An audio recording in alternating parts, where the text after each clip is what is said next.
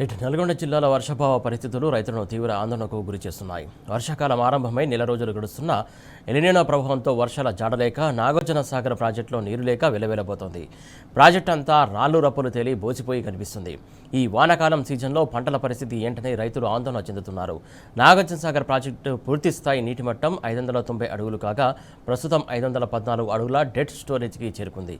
దీంతో సాగు తాగునీటికి ఇబ్బందులు ఏర్పడనున్నాయి. నాగార్జున సాగర్ వద్ద ఉన్న తాజా పరిస్థితిపై మరింత సమాచారం మా ప్రతినిధి రాము అందిస్తాడు.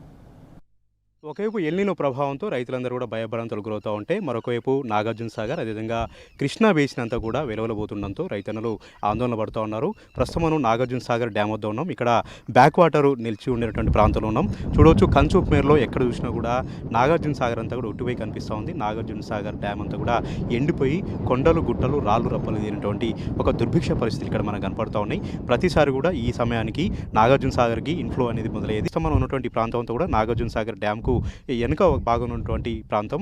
ఇక్కడ డ్యామ్ నిండిన ప్రతిసారి కూడా ఈ ప్రాంతం అంతా కూడా నీటితో కలకలాడుతూ ఉంటుంది. కానీ ఈసారి మాత్రం ఎల్నినో ప్రభావంతో ఎక్కడ కూడా ఋతుపవనాల జాడలేకపోవడం, ఋతుపవనాలు చేతులెత్తేయడంతో వర్షాలు అనేది ఎక్కడ కూడా మనకు రావట్లేదు. వర్షాలు అనేది ఎక్కడ కూడా కురవట్లేదు. ప్రధానంగా మహారాష్ట్రలో, కర్ణాటకలో వర్షాలు పడితే కృష్ణా అనేది ఎగువ ప్రాంతం అంతా అక్కడ ఉంటుంది కాబట్టి అక్కడ వరదలతో అక్కడ ఉన్నటువంటి డ్యాములను కూడా పూర్తి స్థాయిలో నుండి అక్కడ గేట్లు విడుదల చేస్తే దిగువన ఉన్నటువంటి నాగార్జున సాగర్కి పూర్తి స్థాయిలో వరద వస్తూ ఉంటుంది ఈ సమయానికి. కానీ ఈసారి ఒక దుర్భిక్ష పరిస్థితులు ఉన్నాయి, ఒక ప్రమాదకర పరిస్థితులు ఉన్నాయి కాబట్టి కృష్ణా బేసిన్ అంతా కూడా వెలువలబోతోంది.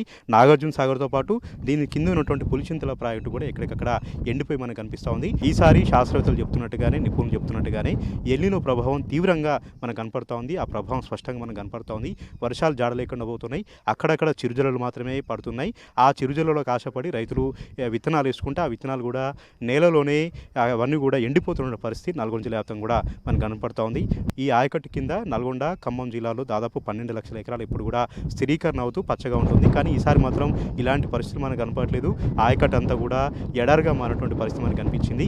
ఎక్కడ చూసినా కూడా ఒక దుర్భిక్ష ఉన్నటువంటి పరిస్థితులు మనకు కనిపిస్తూ ఉన్నాయి. ప్రధానంగా ఒక ప్రభుత్వం సంబంధించినటువంటి ఒక ప్రణాళిక లోపం వల్ల, ఒక సమన్వయంతో పనిచేయడం వల్ల కూడా ఈ పరిస్థితి వచ్చిందని కూడా చెప్తా ఉన్నారు. ఎందుకంటే నాగార్జున సాగర్లో కొంతమేర నీరున్నప్పుడు కూడా దాన్ని పొదుపుగా వాడుకోవడంలో ప్రభుత్వం మాత్రం నిర్లక్ష్యం వహించింది. ఎక్కడ కూడా ఒక ప్రణాళికబద్ధంగా ముందుకు పోలేదు. ఈ ప్రాజ్ఞ అంతా కూడా కేఆర్ఎంబీ చేతులు పెట్టింది, కేంద్ర ప్రభుత్వం చేతులు పెట్టింది. కేఆర్ఎంబీ చాలా స్పష్టంగా ఆంధ్ర ప్రభుత్వానికి ఒత్తాసు పలుకుతూ వస్తూ ఉంది. ఆంధ్ర ప్రభుత్వానికి అనుకూలంగా ఇక్కడ నీటి విడుదల అనేది జరుగుతూ వచ్చింది. 2 నెలలుగా 10,000 క్యూసెక్ల పైన ఎడమకాలకు సంబంధించి డెల్టాకు ఆంధ్ర ప్రాంతాన్ని నీరు విడుదల చేస్తూనే ఉన్నారు. ఎవరు కూడా అడ్డుకోలేదు, ప్రభుత్వం కూడా అడ్డు చెప్పలేదు. ప్రభుత్వం కూడా ఎలాంటి చర్యలు తీసుకోకపోవడంతో నాగార్జున సాగర్ చూస్తుండగానే ఒట్టిపోయింది. చూస్తుండగానే మొత్తం కూడా ఖాళీ అయిపోయినటువంటి పరిస్థితి మనకు కనిపించింది. దాదాపు 20 టీఎంసీలకు పైగా ఆంధ్ర ప్రాంతం వాళ్ళు అదనపంగా వాళ్ళకు కేటాయించబడినటువంటి నీటి కేటాయింపులకు అదనంగా వారంతా కూడా వాడుకున్నారని కూడా ఇక్కడ ఉన్నటువంటి రైతులందరూ కూడా ఆరోపణ చేస్తూ ఉన్నారు. ప్రభుత్వం పైన ఆగ్రహం కూడా వ్యక్తం చేస్తూ ఉన్నారు. ప్రభుత్వంగానే ఒక ప్రణాళికబద్ధంగా వ్యవహరించి నీటి పొదుపు పాటించినట్టయితే ఈ వానాకాలం సీజన్ సంబంధించి ఆరుతడి పంటలకైనా సరే నీరు వచ్చేటువంటి అవకాశం ఉండేది. దీంతోపాటు తాగునీటి అవసరాలు కూడా డేంజర్ బెల్స్ మోగించకుండా, డేంజర్ బెల్స్ ఇక్కడ రాకుండా కొంత తాగునీటి అవసరాలు కూడా తీర్చడానికి ఆ నీరంతా కూడా ఉపయోగపడేది. కానీ ప్రభుత్వం ఒక ప్రణాళికబద్ధంగా వ్యవహరించకపోవడం వల్ల, ఆంధ్ర ప్రాంతానికి నీటిని యథేచ్ఛగా విడుదల చేయడం వల్ల నాగార్జున సాగర్ డ్యామ్ పైన తెలంగాణ ప్రభుత్వానికి ఒక పట్టు లేకపోవడం, ఒక ఆజమాయిషీ లేకపోవడం అనేది ఇదంతా జరిగిందంటూ కూడా ఆరోపణలు వ్యక్తమవుతున్నాయి. ఈ నేపథ్యంలోనే కొద్దిమంది రైతులు మనతో ఉన్నారు, వారితో మనం మాట్లాడదాం. నాగార్జున సాగర్ పరివాహక ప్రాంతం చూసుకుంటే తెలంగాణ రాష్ట్రం వచ్చినప్పటి నుంచి ఇంత దరిద్రం పరిస్థితులు ఎప్పుడు రాలే. ఈ జిల్లా ఉమ్మడి నల్గొండ, ఉమ్మడి ఖమ్మం జిల్లాలలో సుమారు 23-24 మంది ఎమ్మెల్యేలను గెలిపించారు ప్రజలు. 5 మంది మంత్రులు క్యాబినెట్ హోదాలో కొనసాగుతున్నారు, పెద్ద మంత్రులు. ఇక్కడ కూడా స్థానికంగా జానారెడ్డి పెద్దలు వాళ్ళ కుమారుడు ఎమ్మెల్యేగా ఉన్నారు. ఎలాంటి ముందు చూపు అవగాహన లేదు. ఇప్పుడు పిచ్చోడి చేతిలో రాయిస్తే ఏం చేస్తాడు, ఎవరు ఎక్కడే పాల్గొడతాడు అనే విధంగా రాష్ట్రాన్ని తీసుకెళ్లి రేవంత్ రెడ్డి చేతిలో పెడితే నీళ్లు ఎలా వాడుకోవాలి, రైతులను ఎలా ఆదుకోవాలి అనే ప్రణాళిక లేదు. ఇప్పటికీ 513 అడుగులు పడిపోయింది నీటి స్టోరేజ్. ఇంకొక 2 అడుగులు పడిపోతే డెడ్ స్టోరేజ్ వచ్చే అవకాశం ఉంది. మరి రాబోయే రోజుల్లో ఇదే విధంగా కొనసాగితే సుమారు 24 లక్షల ఎకరాలు బీడు భూములుగా మారే ప్రమాదం ఉంది. ఇది ఇరిగేషన్ మినిస్టర్ మన నల్గొండ జిల్లాలో ఉన్నా కానీ ఎలాంటి ముందు చూపు లేదు, ఎలాంటి అవగాహన లేదు. అధికారులతో మీటింగులు లేవు, సదస్సులు లేవు, సభలు లేవు. ఇలా అయోమయ పరిస్థితిలోకి వచ్చారు రైతులందరూ కూడా. వాస్తవంగా నాగార్జున సాగర్ ప్రాజెక్టు మరి నిండు కుండలాగుండేది. నది నీళ్ళన్నీ అడుగంటిపోయినాయి. రైతుల్ని ముందు చూడలేదు. ఆ కృష్ణా రివర్ బోర్డు అయితే సౌతి తల్ల ప్రేమని ఒలకబోస్తుంది. ఆంధ్ర వాళ్ళకి వస్తాది పలుకుతుంది.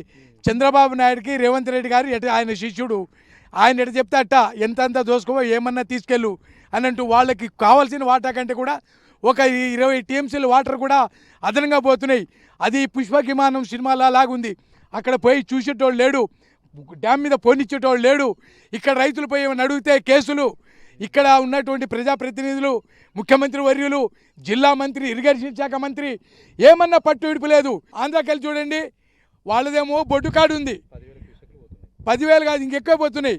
వాళ్ళకేమో కింద ఉంది నాబీ ప్లేస్లో, మాకేమో పైన ఉంది నోరు కాడ. మాకు పైకి నీళ్ళు ఎక్కవు, వాళ్ళకి కింద లోతట్టు పళ్ళ మెరిగిపోతున్నాయి. ఎంత తీసుకెళ్ళినా జవాబుదారీతరం లేదు. ముఖ్యమంత్రి వర్యులు అయితే చంద్రబాబు నాయుడు చెప్పినట్టే ఆడుతుడు కీలు బొమ్మ. ఈ ముఖ్యమంత్రి వర్యులు ఇప్పుడైనా తగు చర్యలు తీసుకొని ఉన్న నీళ్లు కాపాడి తెలంగాణ ప్రజలను, రైతులను ఆదుకోవాలా. పేరుకు పెద్ద ఊరుకు దిబ్బగా చెప్పుకునే ఈ ప్రభుత్వము రైతన్నలని, జనాలని చాలా ఇబ్బందులు పెడుతున్నది. దయచేసి ఇప్పటికైనా ఉన్నత అధికారులైనా కానీ, ఉన్నవారైనా కానీ ఉన్న వాటర్ని ఏ విధంగా అయితే ఉన్నాయో ఆంధ్ర ప్రాంతానికే కాకుండా తెలంగాణ రైతాంగాన్ని దృష్టిలో పెట్టుకొని పనులు చేయాల్సిందిగా అందరినీ కోరుచున్నాం. ఈ విధంగా అన్నదాతల ఆవేదన మనం చూస్తూ ఉన్నాం. ఈసారి ఒక అసాధారణటువంటి పరిస్థితులు మనకి ఇక్కడ కనపడతా ఉన్నాయి. ఎల్లినో భయపెడతా ఉంది. ఎల్లినో ప్రభావంతో ఎక్కడ కూడా వర్షాలు అనేది లేదు. ఇక్కడ ఉన్నటువంటి తాగునీటి అవసరాలు ఏ విధంగా తీర్చాలి, అదేవిధంగా నాగార్జున సాగర్ ఆయకట్టు ఉన్నటువంటి దాదాపు 15 లక్షల ఎకరాల పరిస్థితి ఏంటంటూ కూడా సర్వత్రుడు ఆందోళన వ్యక్తమవుతుంది. ఇవి భారీగా వర్షాలు పడి మహారాష్ట్ర, కర్ణాటకలో వర్షాలు పడితే భారీగా వరదలు వస్తేనే ఈసారి గట్టెక్కేది, లేదంటే అంతే సంగతులంతా కూడా నీటిపారుదల నిపుణులు కూడా చెప్తా ఉన్నారు. ఈసారి ప్రమాదకర పరిస్థితులు ఉన్నాయి. ప్రభుత్వం కొంత ముందు చూపుతో ఆలోచన చేసి నీటిని పొదుపుగా వాడుకుంటే బాగుండేదంటూ కూడా ఇక్కడ ఉన్నటువంటి రైతులు కూడా తమ అభిప్రాయాన్ని వ్యక్తం చేసినటువంటి పరిస్థితి మనకు కనిపించింది. నాగార్జున సాగర్ డ్యామ్ నుండి కెమెరా పర్సన్ వెంకట్తో రాము టీ న్యూస్.